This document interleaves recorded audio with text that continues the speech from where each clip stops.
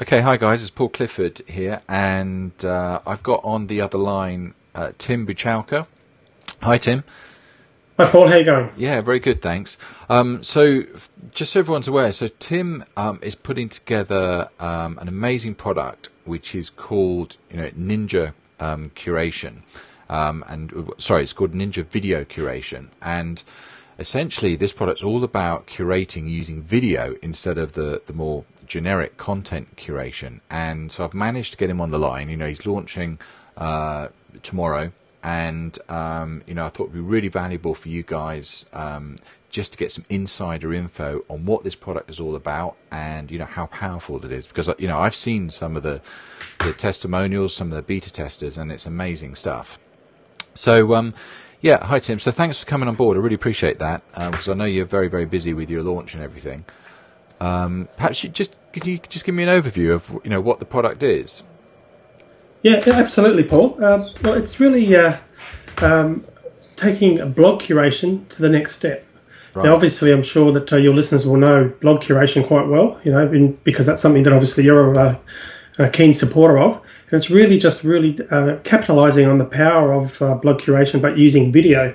So the example really is just finding a piece of content to talk about, and be that another video or even just another blog post, and then creating a video, uploading that video to YouTube, and really getting taking advantage of the traffic that's there by sort of piggybacking, if you will, on the traffic that existing content piece is actually getting. Wow. So so obviously you're selecting interesting videos, because that's the whole point, finding something interesting and dynamic that's already getting traffic. And then are you kind of like then recording your own version of the same video, or like creating like a collage of videos together? Is that right? Yeah, well, there's a number of different ways of doing it, and I thought we should just point out, and we'll get your listeners, if they're listening to this near a computer, just to open a browser and go to YouTube and just do a search for Ray William Johnson. Right. And the reason I'm suggesting they do that, there's actually he's a guy on YouTube, and his channel has had close to 2 billion, not million, 2 billion video views. Wow. And all he does is video curation. Really? Now, yeah, that's right. What his particular style is, he's basically he's approaching it from a comedy point of view. So he's finding those types of videos where someone falls over and falls over something, or something really funny happens, and he's just making a little bit of a joke and putting a bit of an insight into it. So he's basically adding a short portion, the best part of that clip, because if you've got a particular video that's funny, often there's a lot of lead-in. There might be 20 or 30 seconds of lead-in time, and then there's the actual funny event, and then there's something at the end of it. So he's cut all that out, and he's cut straight to the chase and made a bit of a joke and added a bit of padding around that. So in other words, it's very similar to blog curation, where you're just taking a sample of the post, but in this case, he's creating a video around it. And so he's built up an absolutely huge following, and I think he's got 5.5 million subscribers. This is serious, and this is amazing. So that's one style. Wow. But look, you're not limited to just doing it that way. There's lots of different approaches. Well, he's chosen the comedy approach. Another very common approach is just to do the reporter type approach, where you're finding, as you mentioned, interesting pieces of content, and you're just reporting on it. You haven't necessarily got an opinion on it. You're not sort of saying it's good or bad, or it's funny or whatever. You're just saying, look, this happened today, and putting it out there in the hope that people will find that interesting. And the thing is, it's quite easy to set up, because part and parcel of what we're teaching is also how to find that content. Because it's obviously all very well if you have got good content, but how do you actually find that content? So we go right through in detail and show people how to find the content and get Google to be sending you the content, on a regular basis. So you can be picking out the bits of the gems, the information, the really interesting stuff that's coming out in your niche, and then you can actually capitalize on that and get a video out pretty quickly and start ranking really well for that. Right. And does it work really well for generic niches in terms of I don't know, like health or fitness, or like say you're trying to promote like an Amazon product or something like that? Do you think it would work well for that? Yeah, look, it's got really wide appeal. That's really the beauty of it. It's not really limited to any particular niche. It's just really a matter of picking, really choosing. This is part of the training, but we go through and show you how to really choose those pieces of content that are going to rank them the best. But yes, you can do that. You can go into health and virtually any niche, or you mentioned Amazon. Part and parcel of this is also we talk a lot about, even though it's not a heavy SEO type course. In other words, there aren't any backlinking or anything like that. There are some basics. So we talk about tags and the importance of tags and getting the title right and descriptions, and that's a good approach to Amazon products, for argument's sake.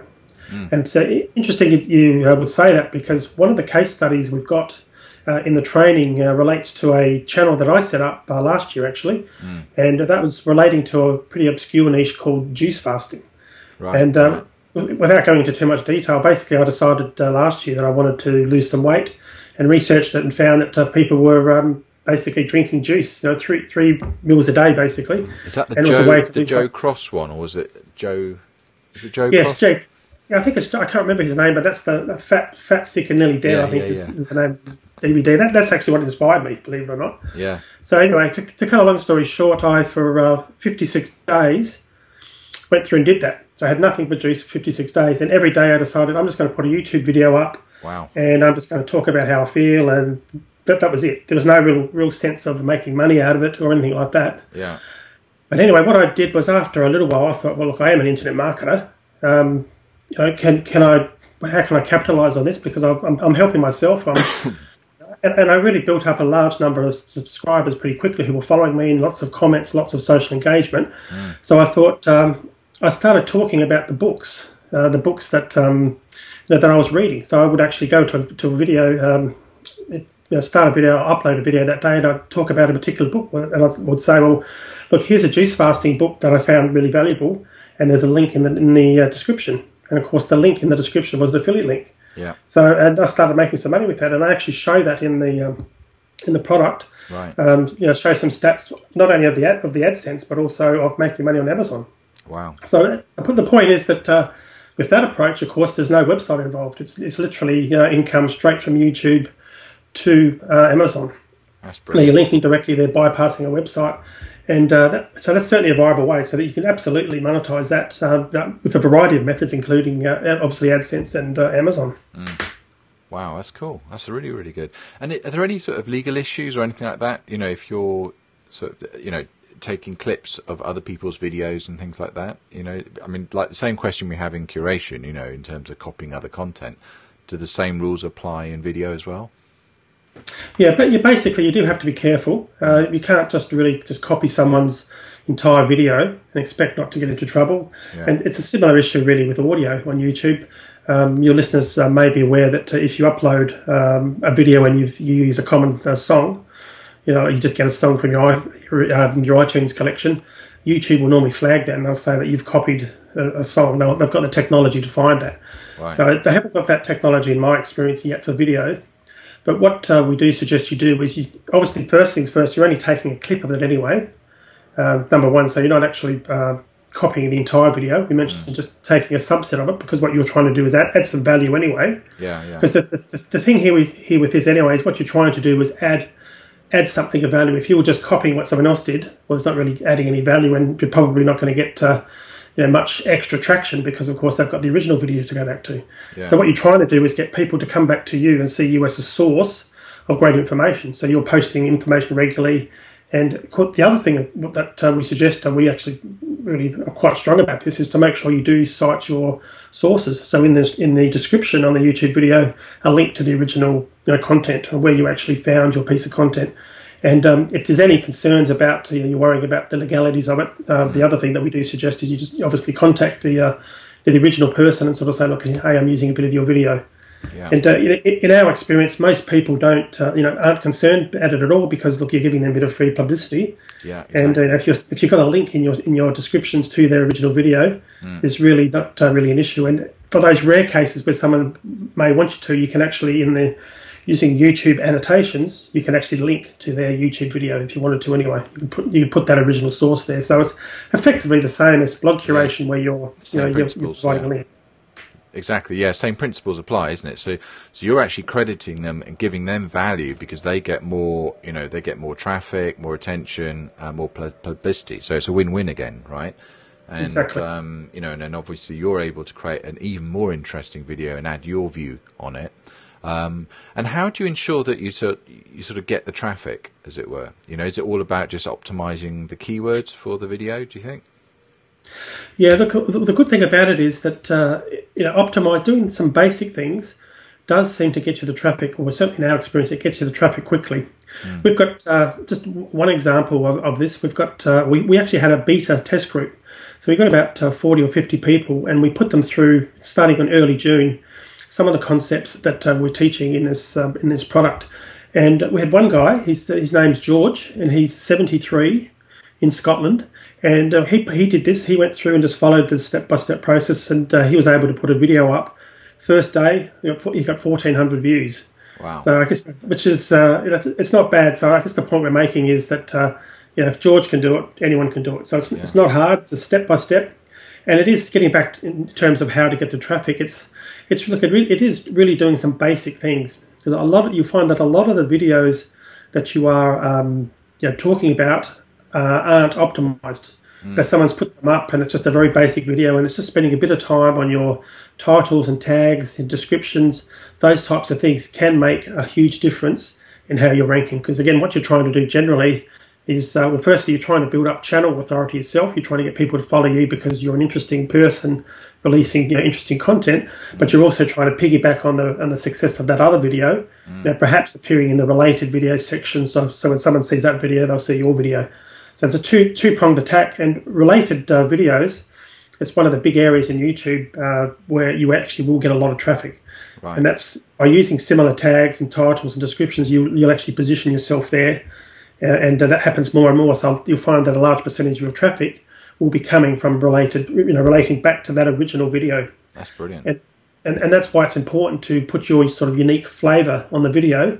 Otherwise, if someone does click your video and they see the same thing, they may have already just seen that original one. So we do go through that in quite extensive detail and show people examples and how to actually go about and do that. Oh wow, that's brilliant. And your course, it's not just a course, is it? Because there's also software involved as well, isn't there? Yeah, look, there's a lot of software, and look, what we've done is we've broken it up into various sections. The base product consists of so around about 150-page ebook. It's very comprehensive, lots of pictures and diagrams, but lots of step-by-step guides to really help people understand not just how to do it step by step, but why we're doing it, what the big long-term picture is for this. So we've got that guide. We've also got a WordPress plugin which helps you to track your rankings, and we've also got 20 videos which sort of supplement that ebook and go through and sort of really solidify that information by way of videos. So that's the core product. Wow. So that's really, it's a very meaty one, and it's got really a lot of information for people to really get the most out of video curation. Then what we've done is we've identified two key areas which we're offering as upgrades, and then the first one is a way to automate this, because what people want to do in our experience is you want to get a basic system. When you find something that works, you want to try and scale that and take it to the next level. Exactly. And you want to maybe get outsourcers involved, but really just trying to take it to the next level. So the first upgrade is there for automation. So that goes through, and firstly there's a desktop application, and that really seeks to automate a large portion of the step-by-step, how to find these videos training, but by way of an application. So it enables you to do quicker searches, and it enables you, for example, to find trending videos on YouTube. So it's sort of like a niche selection tool. That's one component of it. So you can find like the top-rated videos at any point in time, the most newest released videos. There's lots of different sort of categories that it can find. So that can be a good way to kickstart if you're not sure where to start. But once you have got an idea on which particular niche or which keyword that you're looking to perhaps create some videos on, you can actually start drilling down into that, and you can find the top videos. You can start identifying how they're structured, their tags and their descriptions.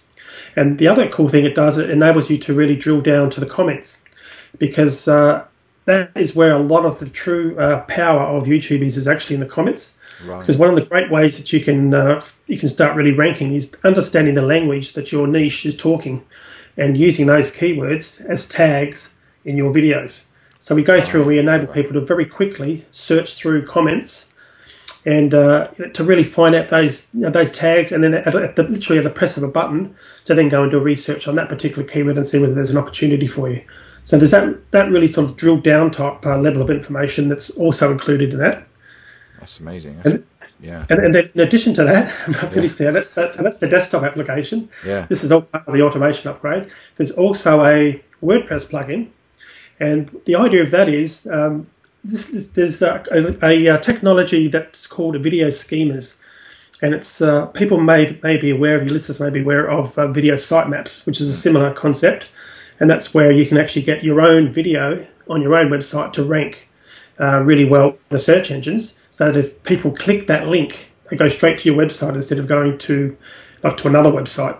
So what video scheme is, and what we've done is we've created a plugin that enables your YouTube video that's embedded on your website to rank in the search engines. But if people click that link, it actually goes to your website and not to YouTube. Really? That's amazing.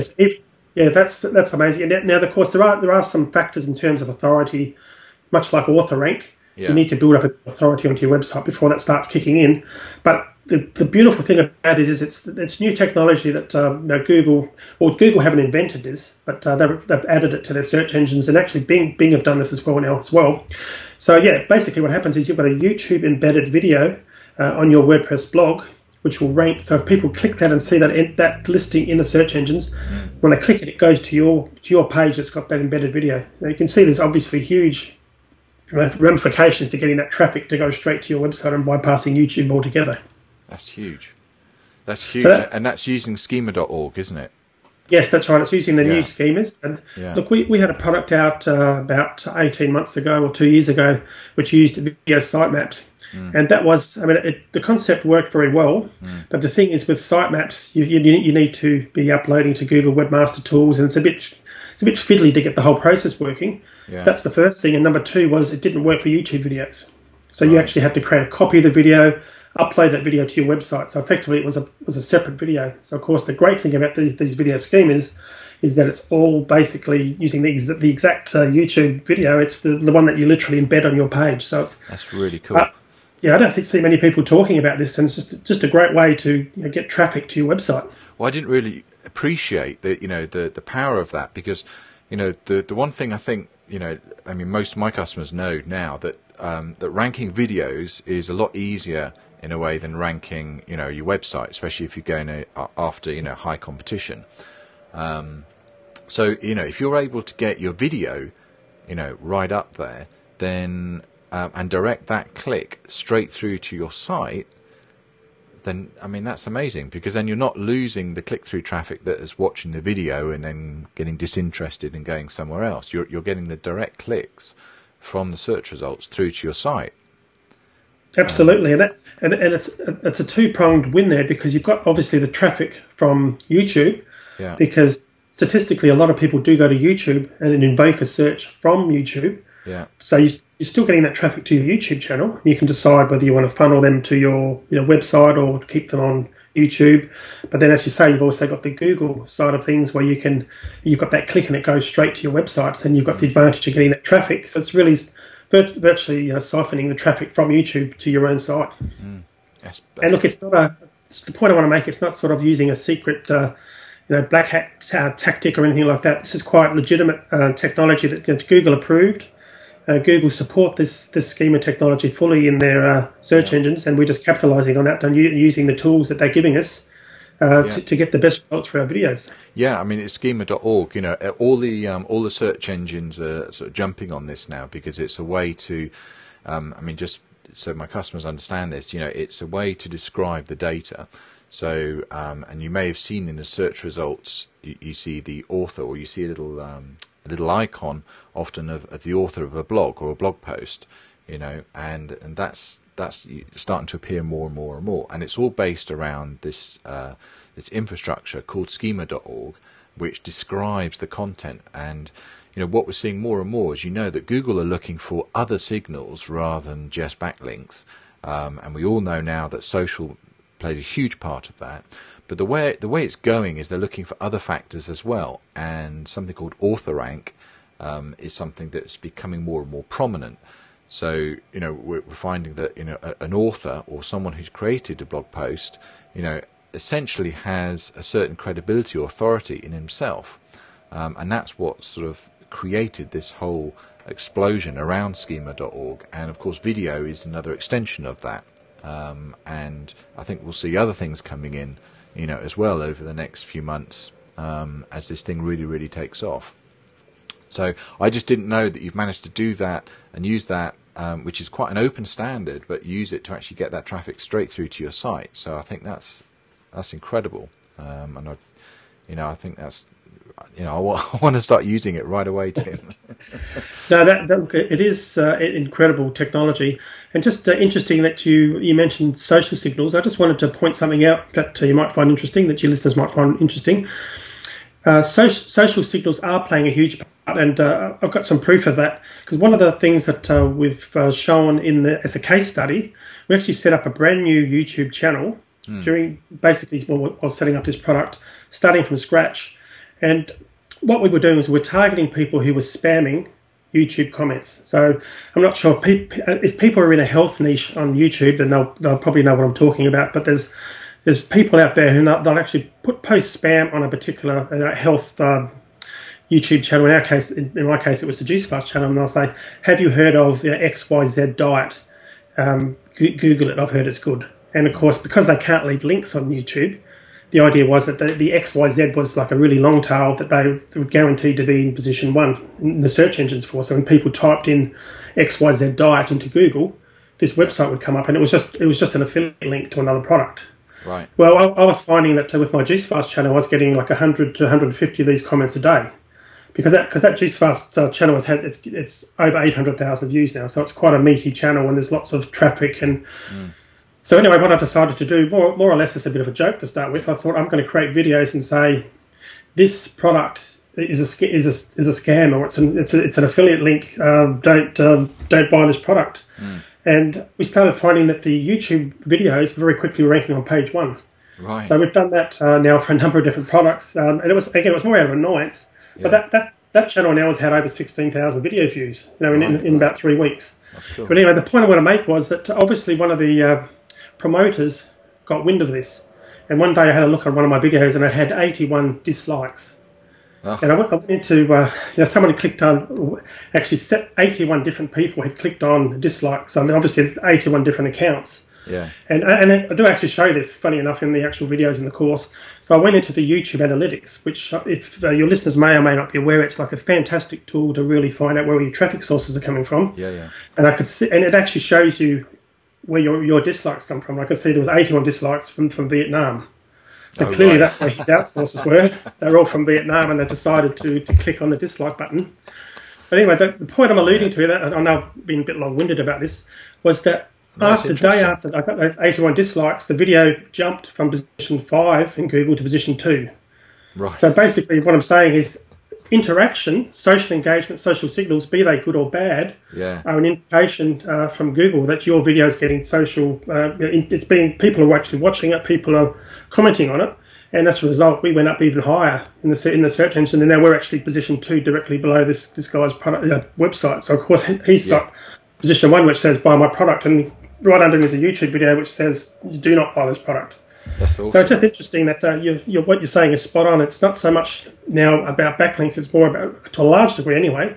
Certainly, a major element is those social signals. Yeah, exactly. But that's amazing. I mean, that's almost like demonstrating that negative publicity is a good thing as well. I mean, even in Google's eyes, right? Yeah, absolutely. Well, that is literally, to me, that is proof of it. Yeah. That video is still ranking well because of the engagement factor. That's incredible. Brilliant. Well, listen, I know you're massively busy because you're launching tomorrow, and the product. What time does it launch? 10 a.m. Eastern Standard Time. 10 a.m. Eastern. Okay, so guys, look out for the email from me. But hopefully you found this interview very interesting. I certainly have. And Tim, I really appreciate you taking the time. It's been fantastic. Thanks, Paul. It's been a pleasure. All right. Thanks a lot. All right. Cheers. Cheers.